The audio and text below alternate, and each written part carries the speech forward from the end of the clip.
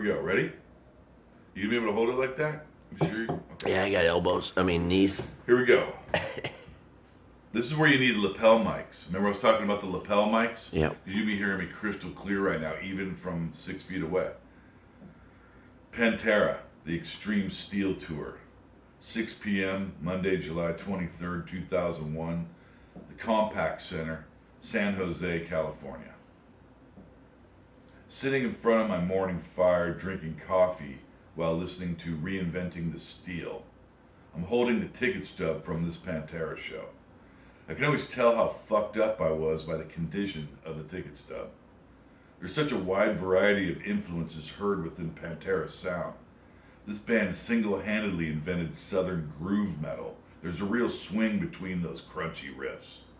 ZZ Top, Ted Nugent, even Kiss can be heard at times. But there's also plenty of Ramones, Black Sabbath, Soundgarden, and Slayer in there. Somehow Pantera stands apart from thousands of copycat metal groups. Hailing from New Orleans, Phil Anselmo and his bandmates serve up their heavy metal gumbo with plenty of classic rock and a few dashes of punk. But at any moment, a riff can abruptly downshift to a funky side dish of southern hospitality. Don Bagdaro's guitar leads occasionally shriek and squawk like Tom Morello from Rage Against the Machine's guitar, like a turntable scratching out hip-hop. But Dime also occupies the same echelon as the classically trained metal guitar masters such as Eddie Van Halen, Randy Rhoads, John Petrucci, and Dave Mustaine. What makes Dime stand apart is his crystal clean, uniquely southern, funky tone. Anselmo started the whole Cookie Monster screamo wave of metal vocalists, but few of them pull it off like Phil because he also has an incredible singing voice. He easily transitions to the melodic ballad portion of Pantera songs. Washing the medicine down with a spoonful of sugar, Anselmo sings in a deeply resonant tone. He writes choruses that stick in your brain. Drag the water some more, like never before. Vinnie Paul's drumming is completely authoritative. Growing up, his drum heroes were Peter Criss and Neil Peart, and you can hear them both in Vinnie's playing. Supporting the rhythm section with rock-solid bassist Rex Brown, Vinnie Paul locks down the tempo. He was known to tape silver dollars to his bass drum pedals just to give them an extra snap. This ticket stub is in pristine condition because we were bone sober for this show. Once again, I am thankful to my radio DJ buddy Todd Pine, rest in peace, for this ticket.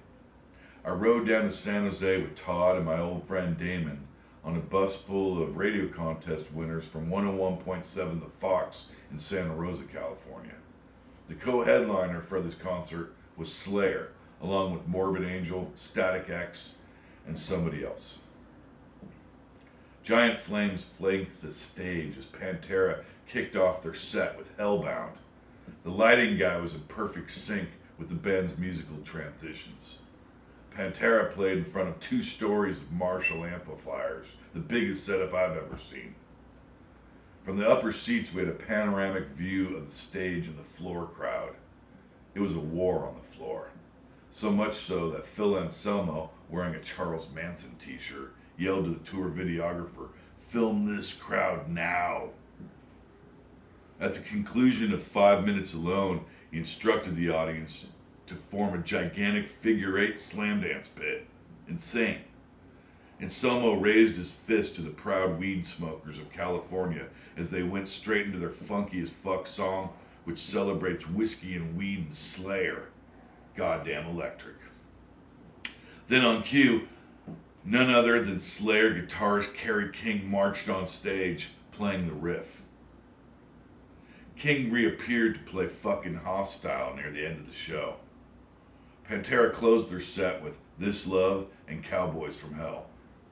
For an encore, they played Walk, and the floor crowd went fucking insane. Pantera broke up a few months after this concert.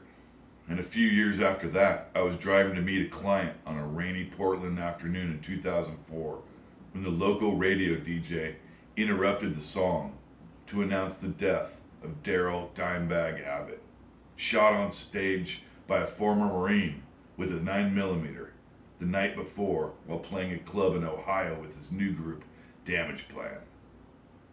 The deranged gunman, who does not deserve to be named, was a fan who felt betrayed by the demise of his favorite band, Pantera. Pulling my car over the side of the road, my hands were shaking as the radio DJ played Pantera's Cemetery Gates. Vinny Abbott was forced to witness his younger brother's death only a few feet in front of his drum kit. Damage Plan's head of security, Jeffrey Mayhem Thompson, was also murdered while apprehending the gunman. Nightclub employee Aaron Hawk died while attempting to stop the assassin, while the assassin was reloading. Audience member Nathan Bray was killed trying to aid both Dimebag and Mayhem. 3 others in the crowd were also wounded until heroic police officer James Niggemeyer entered the nightclub and killed the gunman with a 12-gauge shotgun. The security cam footage from the club of this shooting is on YouTube. Sadly, in 2018, Vinnie Paul died of a heart attack in his sleep at his Las Vegas home at the tender age of 54. As I stare at this ticket stub and think back on the show, I feel fortunate to have witnessed the visceral power of Pantera live in concert more than once. Those native sons of Texas, the Abbott brothers, did not fuck around. On each successive album throughout their career, Pantera distilled an increasingly pure form of uncut heavy metal. In a similar fashion to the Van Halen brothers, whom they later befriended. With one brother on drums and the other on guitar, Dime and Vinny shared a musical friendship since childhood. At Dimebag's funeral, just before he descended into the earth, Eddie Van Halen slid his famous black and yellow striped Bumblebee guitar from the Van Halen 2 cover into Dimebag's casket.